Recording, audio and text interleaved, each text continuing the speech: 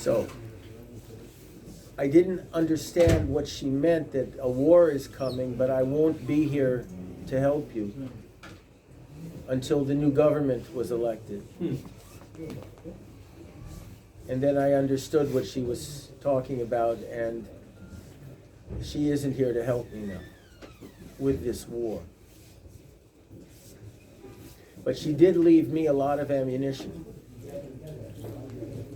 in my heart and in my head. I think one of the main points that she was trying to make for me, or to me, was the fact that when this war comes, the two most important weapons that we can use are emunah and bitachon. Nothing else is really going to prevail. We were down at the Damascus Gate at Yom Yerushalayim last year. It was a very bad situation. These people were not protesting for civil rights or freedom of speech or freedom of movement. I know enough Arabic to know what Itbach al-Yahud means. And what they were screaming for was our blood. So we watched this insanity for a while. And Esther finally, all little girl of her, went up to the police commander, general, and pulled on his sleeve. And he looked down at her, and she said, "Why don't you clear these people out? Why don't you apply the law? Why don't you be a Jew and defend Yerushalayim and the Jewish people? Just apply the law." And he looked down at her and gave her 10 minutes of political excuses as to why they didn't want to hurt anybody while the rocks were flying at us. And finally, after about 10 minutes, she said shtuyot and came back to where I was standing. And she crossed her arms, and then she started to smile. This was not a situation that you smiled at. So I said, "Sweetheart, what are you smiling at?" She said, "For the first time, I understand why Rav Akiva smiled and laughed when he saw in the ruins of the Beit HaMikdash these foxes playing. He saw the Geula." And she said, "This is what we see here. This is the Geula." And that the Geula can come, she said, either with a slap or with a kiss, depending on our emunah and bitachon. She said, if we don't defend the land with faith and honor and courage in our right to this land, the Geula will come, but it will come at horrible cost to us.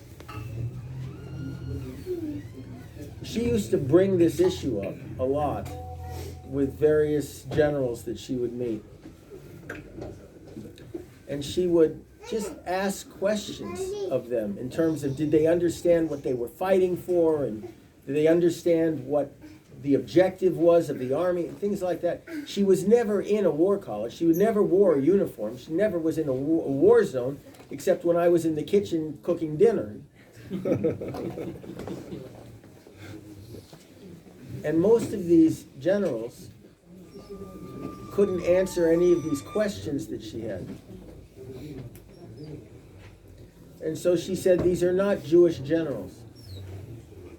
They could be English generals, French generals, Italian generals, American generals, but they're not Jewish generals.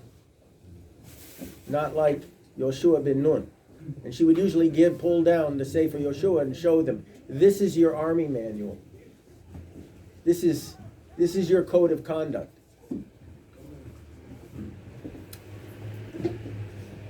She always believed that there were 3 litmus tests to determine whether you're Jewish or not.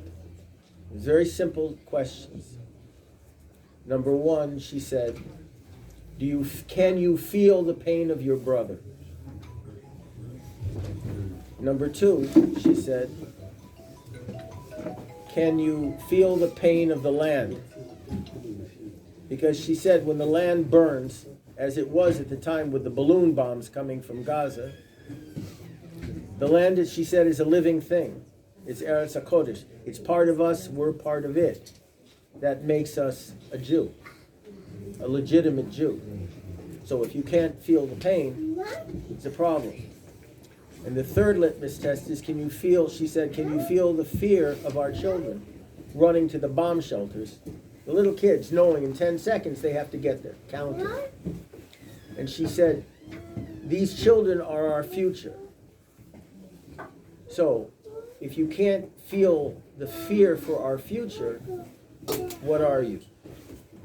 You don't feel the pain of your brother.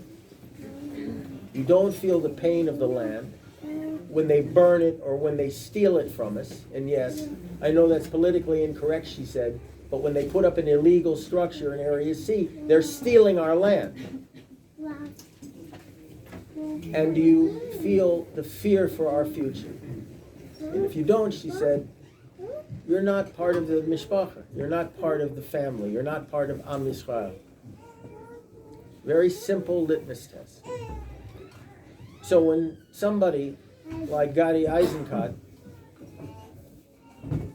makes a statement, she said, when asked by a reporter, why don't you eliminate the balloon teams in Gaza? And Gadi Eisenkot answered on TV, it's against my ethics. This is not a Jewish general. I don't know what he is, but he's not a Jewish general because he condoned the fear of our future, of our children. He condoned the burning of our land, and he had no feeling at all for the pain of our brothers. Nothing. And this is a Jewish general, she said. A few months later, this is just before she died, she heard Gadi Eisenkot again on TV when asked the question about our two brothers in Gaza.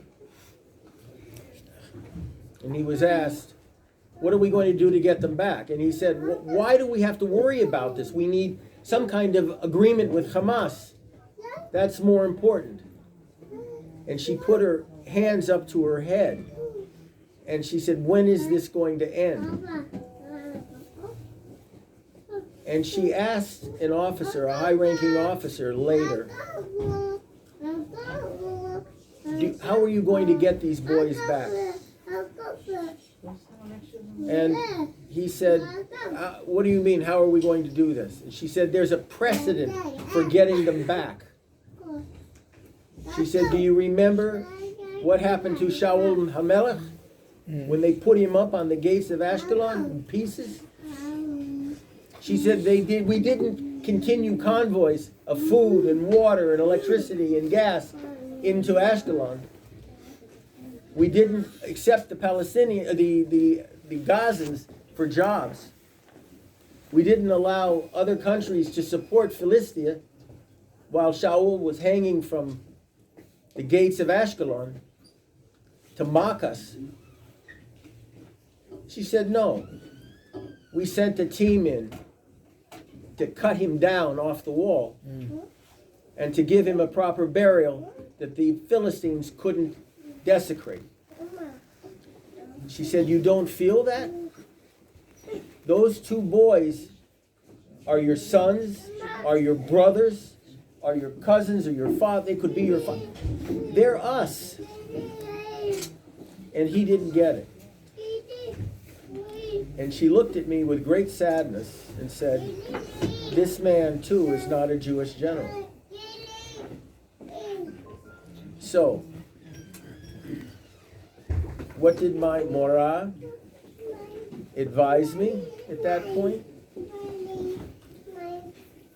She said, what will it take to win this war coming up? She said, these generals, all they do is kick the can down the road. All they want to do is just end their term of service and enter the Knesset or some stupid corporate job that they know nothing about. she said, we don't need any more tanks, we don't need any more cannons, we don't need any more airplanes, we don't need any more anything, except two things, emunah and bitachon. As she said, that's all we need.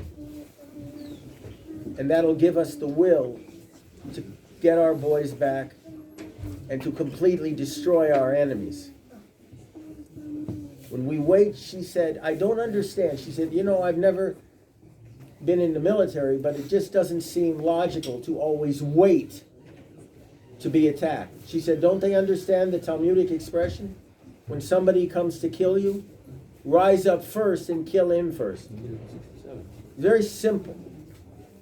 And she always explained the IDF's logic by a reference to Chelm, with the bridge that was constantly falling apart and people were falling down and getting injured.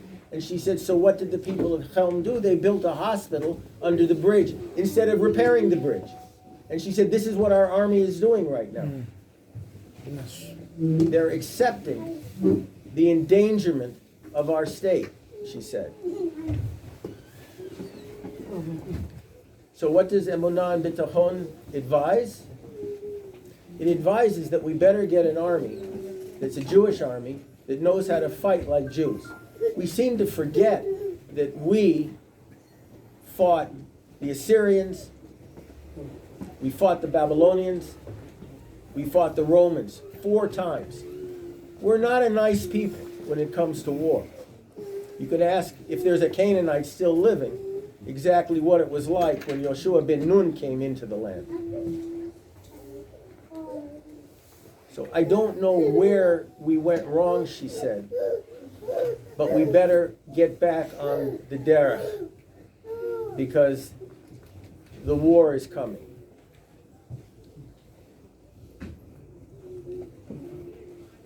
As she said to me, I won't be here to help you. But she said, I pray that our people will develop the emunah and bitachon necessary to win the war with a kiss rather than a slap. And it's in our power, she said, to do that. So may her memory be an elevation for good for all of us. Amen. Amen. אם אפשר לבקש שמי שהיה הרבה זמן, יותר מרבע שעה ויש פה כבר הרבה אנשים, פשוט לפנות את המקום ואולי נאמר כולם ביחד.